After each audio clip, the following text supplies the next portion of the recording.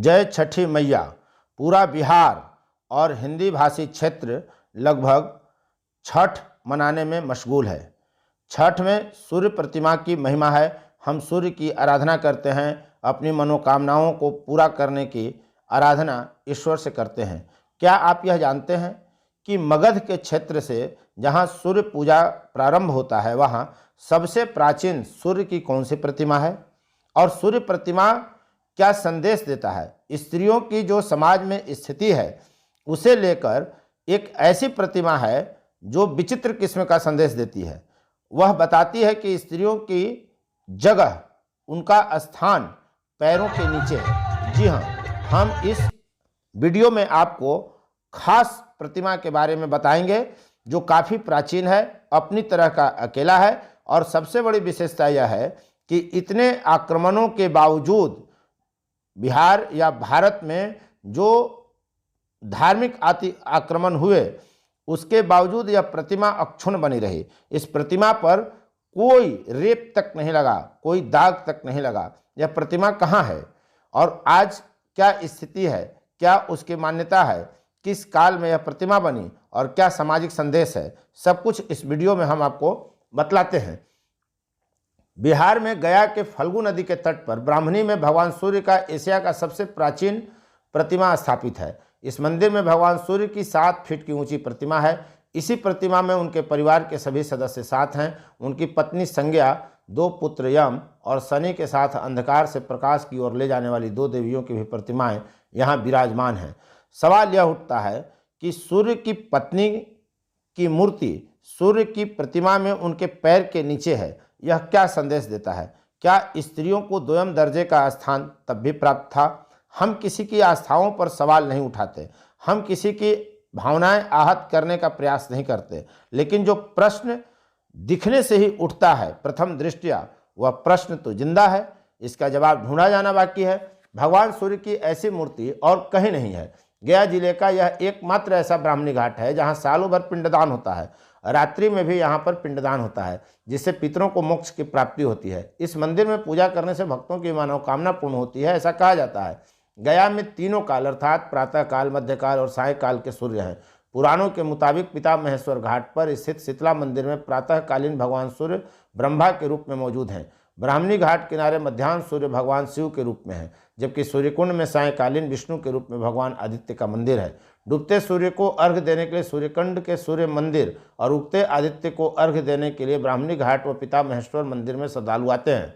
वैशाख माह के हर रविवार को भारी भीड़ यहाँ जुटती है। कहा जाता है कि इन सूर्य मंदिरों में आराधना से कंचन काया और पुत्र की प्राप्ति होती है, व्यक्ति भी स्वस्थ रहता है। सूर्य महात्म्य के मुताबिक हर दिन भगवान सूर्यदेव को नमन करने से 1000 जन्म की दरिद्रता दूर होती है। ब्राह्मणी घाट पर 12 आदित्य की प्रतिमा है। तीनों मंदिरों की महिमा दूर दूर तक प्रसिद्ध है। औरंगाबाद जिले के अलावा गया शहर में प्रातःकालीन, मध्यकालीन और सायकालीन भगवान सूर्य की प्रतिमाएं हैं। औरंगाबाद के देव में एक ही मंदिर में तीनों काल के सूर्य हैं, जबकि गया धाम में तीनों सूर्य मंदिर अलग अलग हैं। इसका वर्णन भविष्योत्तर और वायु पुराण में भी है।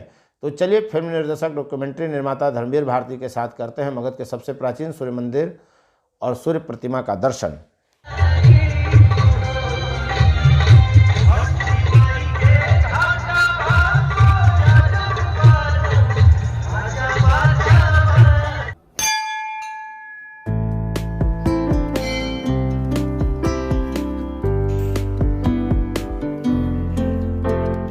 नमस्कार, फोर्थ व्यूज का स्वागत है। यहाँ का जो फल्गु नदी किनारे जो ब्राह्मणी घाट है, यहाँ पे विशाल सूर्य भगवान का एक प्रतिमा है जो काफ़ी प्राचीन प्रतिमा है।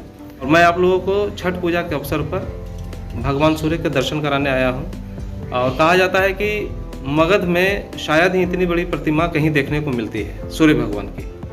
और हम अभी आए हैं प्राचीन गया यानी अंदर गया के उत्तर दरवाज़ा से होते हुए हम इस जगह पे पहुँचे हैं। और इस एरिया में काफ़ी प्राचीन मंदिर है और सभी जितने भी मंदिर हैं सबकी विशेषताएं हैं। सभी मंदिरों ने अपने अंदर मगध के इतिहास को छुपा करके रखा है। मेरी इच्छा हुई कि मैं आप लोगों को यहाँ की जो प्राचीन प्रतिमा है गया धाम की, मैं उसका दर्शन करा दूँ।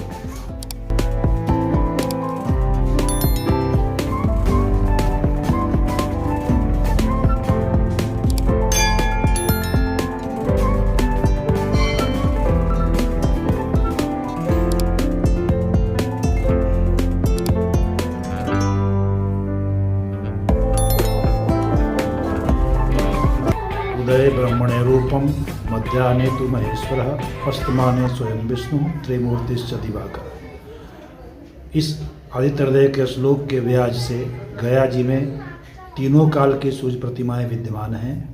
प्रातःकालीन उत्तरायण सूर्य के रूप में पिता महेश्वर की मान्यता है और साथ में मानपुर में छठ तालाब के पास में, छठ पोखर के पास में जो मंदिर है उसे भी मान्यता प्राप्त है।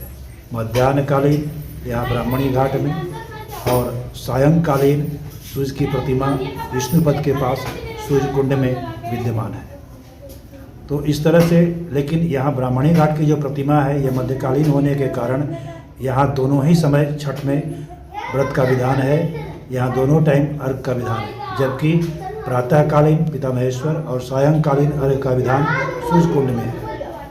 यहाँ की प्रतिमा की खासियत यह है कि यह शुद्ध शालिग्राम पत्थर की बनी हुई प्रतिमा है और प्रथम सतयुग के काल की प्रतिमा है। ऐसी पौराणिक मान्यता है कि जब गया जी में गयासुर का शासन था तो उनके द्वारा ही यहाँ तीनों मंदिरों की स्थापना की गई थी, प्रातः मध्य और सायं के व्याज से। तो यहाँ सूर्य की जो प्रतिमा है ब्राह्मणी घाट में, ये सूर्य के पूरे परिवार यहाँ विद्यमान है। दाहिनी ओर उनके बड़े लड़के शनि, बाईं ओर छोटे लड़के यम और नीचे में पैर के पास उनकी पत्नी संज्ञा और नीचे में सारथी अरुण।